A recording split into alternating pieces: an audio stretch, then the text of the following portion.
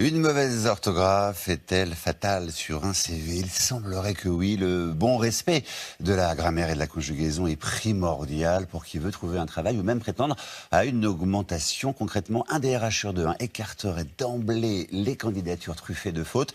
Et quelles sont les erreurs les plus courantes? Comment les éviter? Ce soir, c'est Laetitia Simoes qui fait le point et qui vous répond. Alors Laetitia, quelles sont les fautes les plus courantes sur un CV ou une lettre de motivation aujourd'hui? Alors d'abord, Xavier, on confond souvent l'infinitif et le participe passé. Par exemple, on n'écrit pas « j'ai fait changer et », mais « j'ai fait changer ER », c'est de l'infinitif. Autre faute, le futur « je serai » confondu avec le conditionnel « je serai » avec un S et l'accord du participe passé avec le complément d'objet direct, le fameux COD.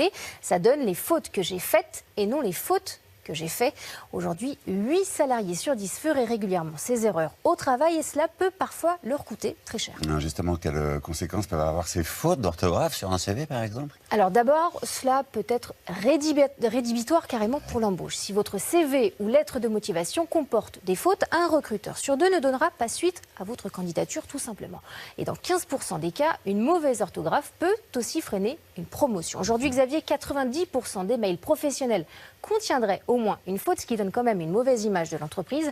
Résultat, pour pallier les difficultés de certains employés et non pour pallier à, attention, là aussi c'est une faute, plus de la moitié des employeurs seraient prêts à financer des formations de remise à niveau pour les salariés. Alors justement, comment améliorer son orthographe, puisque la situation n'est pas désespérée? Alors, il existe au quotidien plusieurs applications pour vous aider. Par exemple, Becherel, Voltaire ou encore Fantastique et Orthophonique. Vous voyez ici, vous pouvez aussi télécharger le correcteur intelligent Cordial Pocket. Il corrige vos fautes et vous explique la règle justement pour ne plus vous tromper. Il est fiable, lui. Oui, et pour ne plus faire la faute.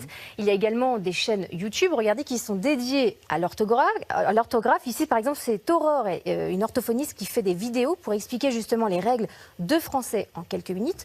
Ici, vous voyez, ce sont les adverbes en ment, M-E-N-T, voilà. Et une fois que vous avez les acquis, Xavier, vous pouvez prouver votre niveau en passant une certification en orthographe. Il en existe 3 à noter sur votre CV quand vous l'avez. Et avec ça, on ne mettra plus jamais votre candidature de côté. Ça fait un petit challenge à relever en plus. Ben voilà, c'est pas mal. Merci beaucoup pour ce sans faute, Laetitia.